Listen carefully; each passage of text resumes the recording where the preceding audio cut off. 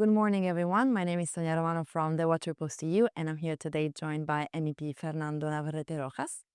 Fernando works at the intersection of economic policy, financial regulation, and fiscal affairs, with a strong focus on how Europe positions itself in global finance. Fernando, thank you very much for being here with today. Thank you. Thank you for the invitation.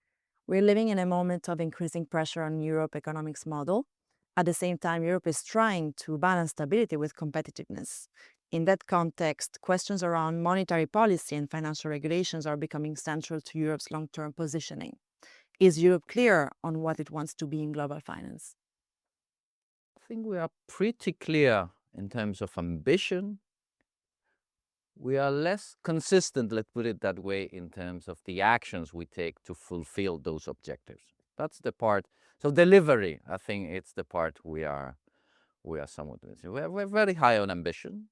I think that's good. Having a plan, having an objective, it's something that is needed. It's a necessary condition, but unfortunately it's not enough. We need to deliver more and be more mindful that basically in the world of finance, what defines the capacity of a jurisdiction, of a group of countries to be relevant in the global stage is primarily what the private sector can deliver on that. Of course, public sector regulation has to go along that process. But competitiveness of the private sector is paramount. If the role of European capital markets, the role of European banks, of insurance companies is diminishing in the global stage, there is very little we can really attain on a geopolitical standpoint. So both things have to go hand in hand. So just ambition, political ambition without delivery, giving the chance to the private sector to boom, honestly, doesn't work. And that's a bit where we're trying to correct that. So to have more delivery and help the private sector to foster.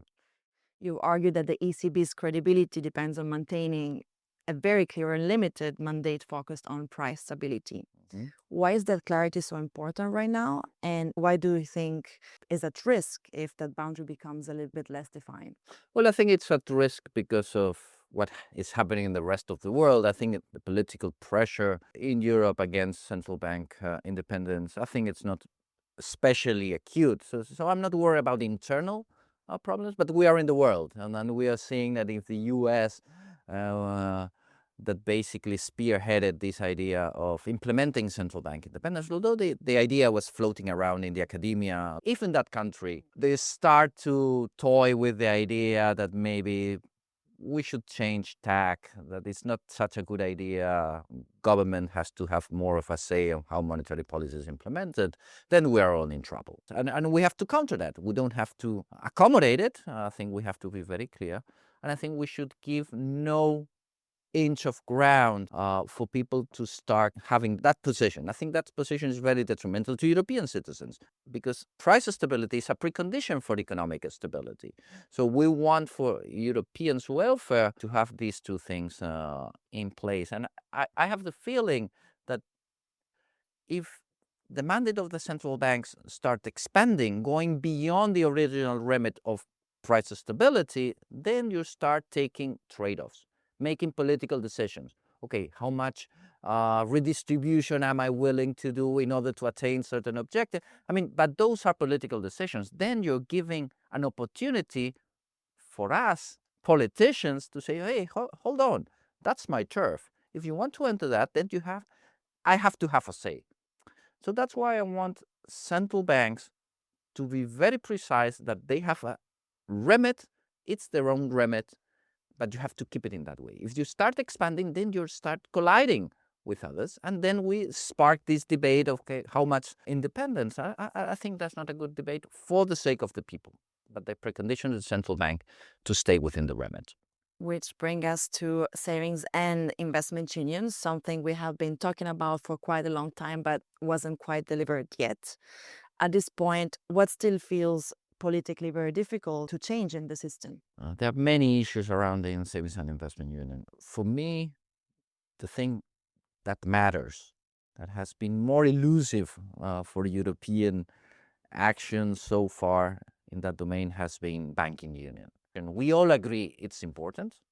We all agree mostly where the end game is, but we have not figured out politically how to get there from the current fragmented system to that end point. We need new ideas there, which is not easy once you've invested too much in the old debate. Goes half of the way. I'm not going to say no way. It's gone half of the way, but not the full way. But now we need a new impetus, new ideas, and I hope Commission can come up with really innovative ideas to break that stalemate, because it's important. And we all agree it's important. Simply, we don't know how to do it. You talked about these new ideas. Do you see any realistic pathway to overcome those difficulties? Far from obvious. I want to be surprised on the positive side. It's genuinely new ideas. I think just recycling the old ideas. Remember, we devoted when the single supervisory mechanism was established, when there was all this impetus after the great financial crisis to create the first two pillars of the banking union. A lot of ideas were put forward to complete it, and we were unsuccessful. Just replicating that old debate today, I think it's not enough. We can recycle some of those ideas, but I think have to be complemented with new ideas, that because they are new, and I'm so very sorry I don't have magical ideas. But I think everything has to be brought onto the table. And you have an important role in the econ-fisc space. In the debate for the next EU budget, the discussion around new resources is clearly one of the most heated ones. In the FIS subcommittee, you're dealing, for instance, with the tobacco taxation as well as the corporate taxation.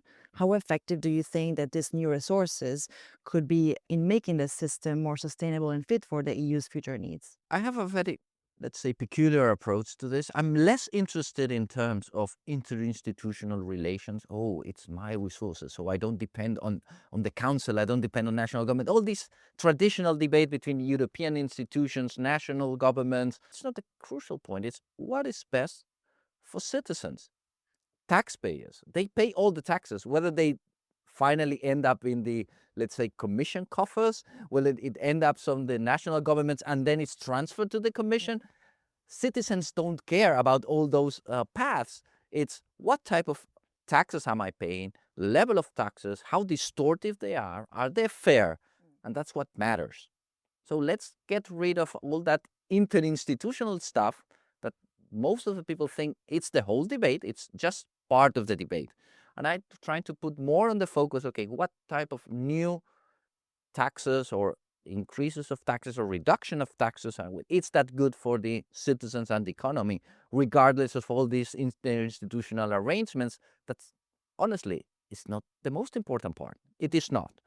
And in that regard, with that perspective, I think, for example, this idea of bringing to the fore, as Commission has proposed, this idea of have a corporate resource, so taxing based on revenues, large companies in Europe because they are making use of the single market, seems to be a terrible idea.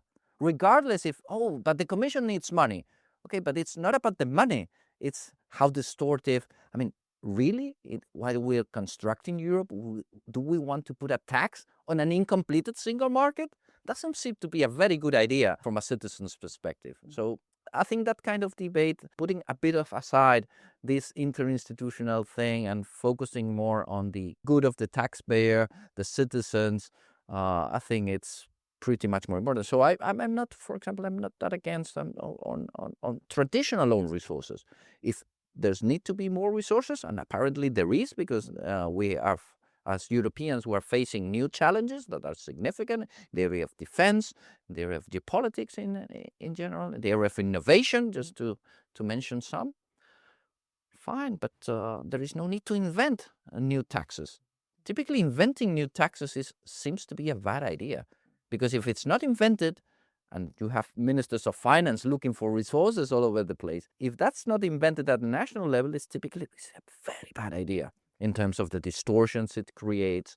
So I prefer resorting to more traditional sources like excise duties, non-distortive taxes, GNI, governments giving more resources for things that are of the common interest. That makes sense. It makes sense from a taxpayer's perspective, and I think I'm an MEP. I'm not here to defend Commission or to defend institutions. I'm here to defend citizens. I think this is important to be brought to the fore of the debate. Switching the attention now to the technological shifts, especially with the tokenization and the distributed ledger technologies moving into early implementation.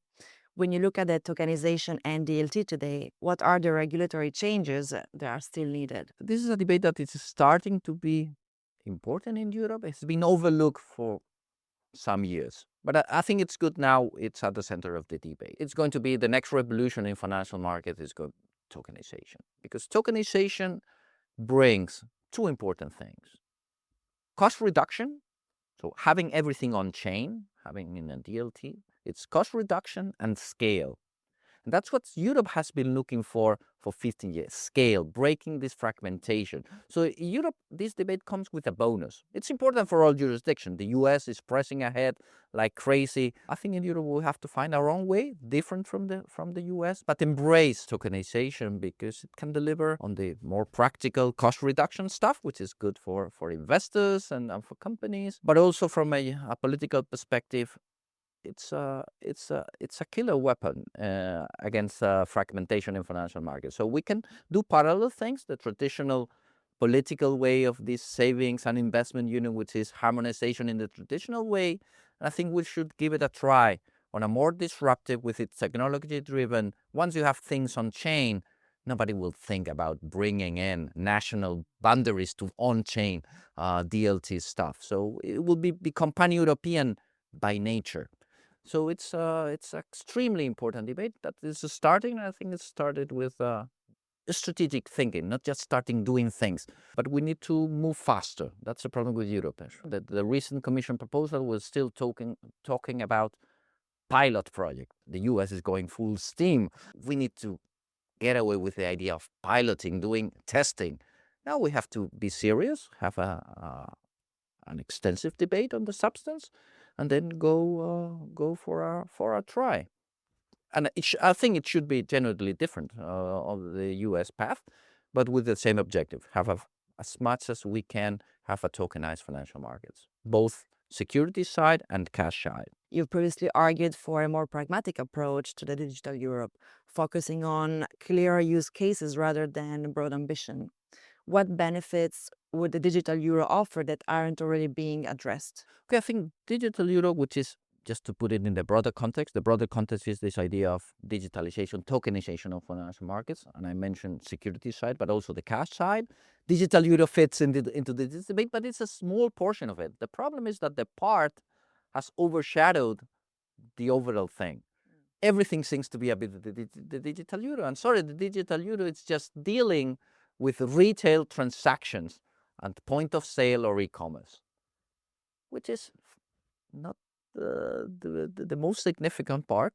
That's why I want to have a broader conversation that includes payments in securities transactions, business-to-business transaction, wholesale transactions. That part has just started while we've been devoting years of discussion for a small, tiny part, which is the retail part. If properly designed, and as a rapporteur, I have some responsibility in that regard, if properly designed, can it bring some benefit? Yes, also with some risk that we have to mitigate. The benefits, I think it's basically one, some idea of sovereignty in payments. It's not efficiency. I think Europeans, by and large, in our daily lives, we don't feel the need to change how we pay. We are reasonably satisfied. It's very efficient. But there is something that individually we cannot internalize, is that we are overly dependent on non-European actors for retail payments. So international card scheme dominate the market, especially we're talking about cross-border transactions within the single market. All of us as Europeans in a fragile situation when we're discussing geopolitical discussions, because we are vulnerable. So having alternatives to that, I think it's good.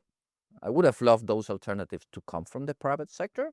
There have been various attempts, but unfortunately, time is running out. So now we have more ECB, European Central Bank based system that has its limitations, because the public sector has less incentive to be innovative in the long run, but it's the only thing that apparently can do the trick in very short order. And that's where we are. So let's try to refine the design just to mitigate the risk, get all the benefits in terms of sovereignty and independence. And let's move on to the far for me, much more important debate on general payments beyond the retail part. If the EU introduces a digital euro, how do you make sure it doesn't weaken these existing private payment providers or create a necessary overlap with what already exists? No, that's the nitty-gritty of the design choices. That it's not easy. That's what we are discussing right now in Parliament. Council came with their general approach by the end of last year, and it's not easy. Now the buzzword here in Europe is interoperability, and it has to go both ways. Also has to operate the other way around. Whenever it's necessary to develop something new, because the digital euro is a different animal to the private sector solutions, those standards to be open in the sense that the private sector, if they consider it useful, they can be used. So in that way, we're trying to make our best to make those things compatible, because again, in the end, the digital euro will just deal with a small portion of the whole payment landscape, which is retail transactions, because you have this the necessary elements of holding limits. So large transactions are basically limited. It's overly complicated. You need to do many other things. And now the ECB has come up with a strategy in payments that takes this more holistic view. I would have loved to see the process the other way around. First, you have the big picture, and you decide where to start. Here, we've started with one piece, and then, we realize as Europeans, we need to do much more in other domains. That seems to be far more important. And now I think we're at the time where we have all the pieces at our hand to do a good job for the sake of the citizens. Thank you very much, Fernando, for being with us today and It's been a sharing your pleasure. thoughts. Thank you, everyone, for following us from home. And if you like this episode of A View from Brussels, don't forget to like, comment, and subscribe. See you next time.